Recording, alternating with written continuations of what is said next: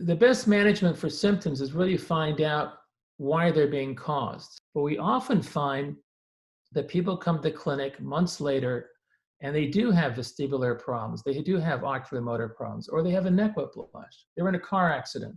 They got rear-ended. Their neck goes like this, and they have headaches, and they have ringing in their ears, and they have fog, and they don't know why. They think that if you have a neck injury, it hurts in your neck. No, it can produce all sorts of problems that look a lot like concussion. And they're different from what I see in the athletes. Some of the athletes will have persistent symptoms, but in general, most of them recover quickly within 2 weeks because we identify the problems and treat them early. So you have to be diagnosed properly. The oculomotor impairment, things moving in the outside world, are treated by a neurooptometrist.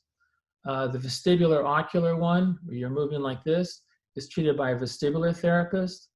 And the neck is treated by a neck specialist, a physical therapist.